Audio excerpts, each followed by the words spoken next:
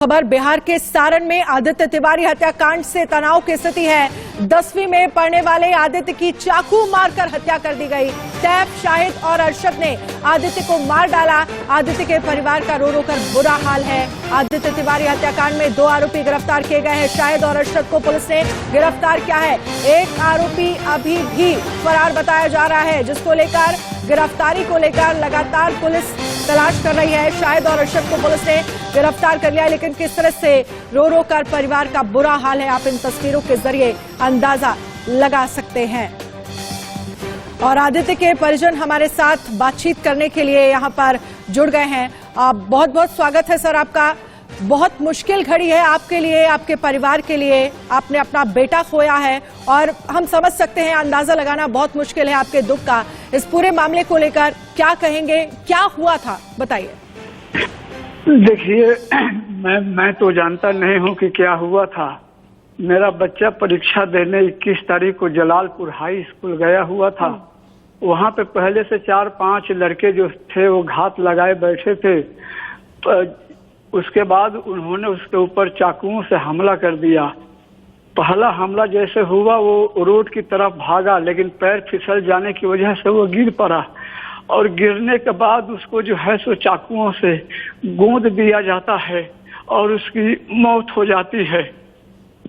बिल्कुल, अब अंदाजा लगाया जा सकता है कि आपके लिए एक मुश्किल घड़ी है, लेकिन इस वक्त हम पूरा देश, इंडिया न्यूज आपके साथ खड़ा है। प्रशासन को लेकर क्या कहेंगे, क्योंकि कहीं ना कहीं प्रशासन का ढुलमुल रवैया भी इसमें नजर आया। 2 की गिरफ्तारी हो गई है, 2 आरोपियों की, लेकिन एक अभी भी फरार बताया जा रहा है। जी, मुझे मीडिया के माध्यम से पता चला है कि 3-4 लोगों की गिरफ्तारियां हुई है और कुछ लोग फरार चल रहे हैं। और इसमें मीडिया, ये प्रशासन की ढुलमुल रवैया तो है, आप लोगों से कानून व्यवस्था कोई छिपा हुआ नहीं है। और इसमें कहीं न कहीं स्कूल प्रशासन भी शामिल है, क्योंकि मेरे बेटे ने 3 दिन पहले प्रिंसिपल को ये बताया था कि मुझे खतरा है, कुछ लोग मेरे पीछे पड़े हुए हैं। लेकिन स्कूल प्रशासन ने उसकी बात को अनसुना कर दिया। और जब ये घटना हो रही थी तो स्कूल प्रशासन मेरे बच्चे की सहायता करने की बजाय वो अपना स्कूल बंद करके वहां से भाग जाते हैं और मेरे बेटे की मौत हो जाती है। अगर वो मेरे बेटे में से अस्पताल पहुंचा देते तो आज ये मुझे दिन देखना नहीं पड़ता। बिल्कुल सर, बहुत स्थिति बहुत गंभीर है और आपके दुख का अंदाजा हम लगा सकते हैं। एक पिता ने अपने बेटे को खोया है और शायद इससे बड़ा दुख तो आपकी जिंदगी में कोई और नहीं हो सकता। लेकिन सर, इस पूरे मामले को लेकर, क्योंकि आप कह रहे हैं कि प्रिंसिपल को कंप्लेन की थी आपके बेटे ने, लेकिन किसी तरह की कोई एक्शन नहीं लिया गया। इस मामले को लेकर स्कूल प्रशासन से कुछ बातचीत आपकी हुई है, या इस पूरे मामले को लेकर आपके बेटे ने आपसे कुछ कहा था कि उनको कुछ लड़के परेशान करते थे, आदित्य को कुछ लड़के परेशान करते थे? क्या इस तरह की कोई जानकारी आपके बेटे ने दी थी आपको? जी नहीं मैम, इसके बारे में मेरे बेटे ने कुछ हम घर वालों को नहीं बताया था और स्कूल प्रशासन से मेरी कुछ बात नहीं हुई है। स्कूल प्रशासन उसी दिन से फरार है, स्कूल बंद चल रहा है। अब पुलिस वाले ही बता सकते हैं कि उन्होंने स्कूल प्रशासन के ऊपर क्या कार्रवाई उन्होंने की है। इसके विषय में मुझे जानकारी नहीं है मैम। क्या इस हत्याकांड में आप स्कूल प्रशासन की मिलीभगत मान रहे हैं? मैं बिल्कुल मिलीभगत मान रहा हूं।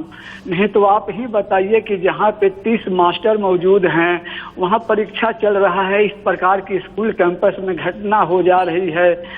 आपसे बाइक मांगा जा रहा है कि आप बाइक दे दो, मैं इसको अस्पताल पहुंचा दूं। आप बाइक नहीं देते हैं, उसके आप मरने का इंतजार कर रहे हैं, आप उसको अस्पताल नहीं पहुंचाते हैं। ये तो इंतहा हो गई। और इंतहा ये भी है मैम कि जो भी स्कूल प्रशासन है, जो उनके प्रिंसिपल हैं या मास्टर हैं, उन्होंने एक जाली हस्ताक्षर किए हैं जो ये लिखा गया है कि इस स्कूल कैंपस में किसी प्रकार की कोई घटना नहीं हुई है। और उसमें 15 या 20 साइन किए हुए हैं, हस्ताक्षर हैं, जबकि वो हस्ताक्षर अलग अलग नाम से एक ही व्यक्ति के द्वारा किया गया है। बिल्कुल, आप बड़े सवाल खड़े कर रहे हैं यहाँ पर स्कूल प्रशासन के लिए। इस मामले को लेकर आपकी तरफ से पुलिस प्रशासन को कोई कंप्लेंट दर्ज कराई गई है या पुलिस की तरफ से इस पर कोई कार्रवाई की गई है? क्योंकि आप जिस तरह से कह रहे हैं कि एक ही नाम से 40 लोगों ने दस्तखत किए हैं, ये अपने आप में बेहद अहम सवाल है। सवाल ये भी है कि समय पर हॉस्पिटल क्यों नहीं पहुंचाया गया, और ऐसे जो पूरा प्रशासन है, स्कूल प्रशासन, वो इस पूरे मामले से अपना पल्ला नहीं झाड़ सकता।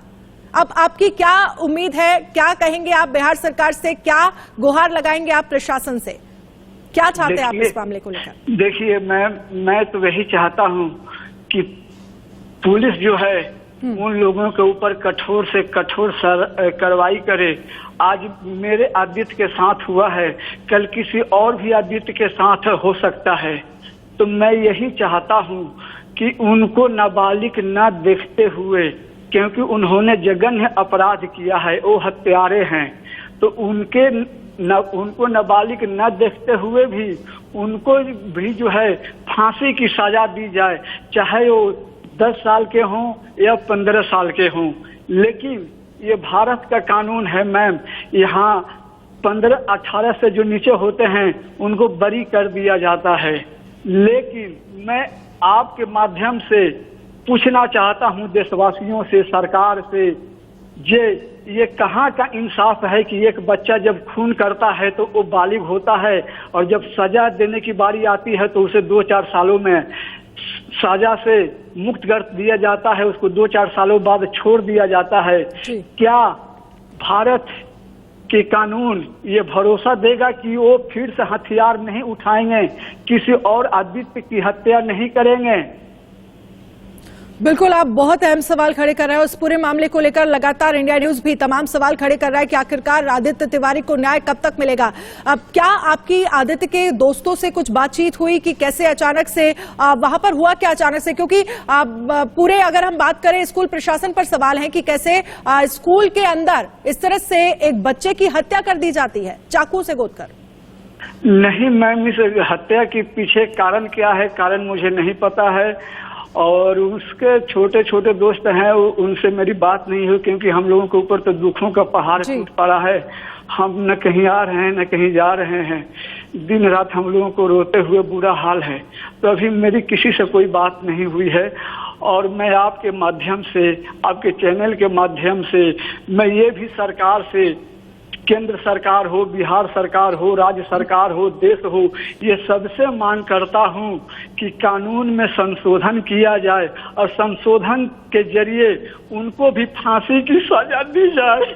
बिल्कुल सर, आपको हम समझ सकते हैं, आपका दुख, और आपको देखकर ये अंदाजा साफ तौर पर लगाया जा सकता है कि बहुत मुश्किल घड़ी है आपके लिए, आपके परिवार के लिए।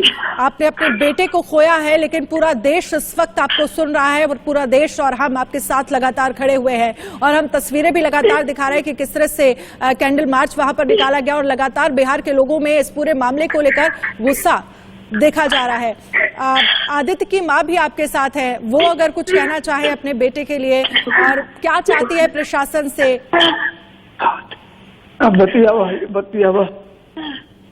भाई बतिया क्या करबो पता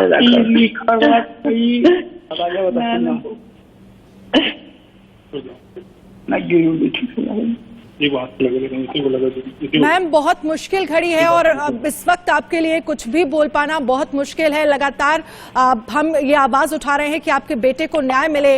बिहार के लोगों में साफ तौर पर इस हत्याकांड को लेकर गुस्सा है। क्या कहेंगे आप अपने बेटे के लिए? हमरा लड़का के जे जान मरले बा, ओकर बदला फांसी के सजा चाहिए।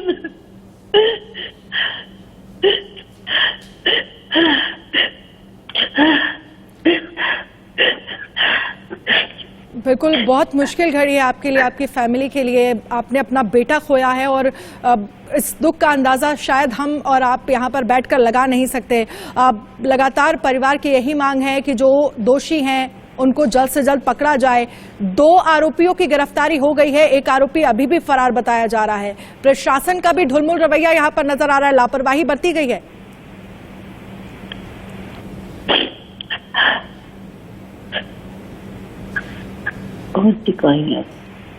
बोला नहीं है मैम, बहुत मुश्किल है आपके लिए इस समय बोल पाना, इस बात को हम समझ सकते हैं। आपने अपने बेटे को खोया है और इससे बड़ा दुख एक माँ के लिए शायद नहीं हो सकता।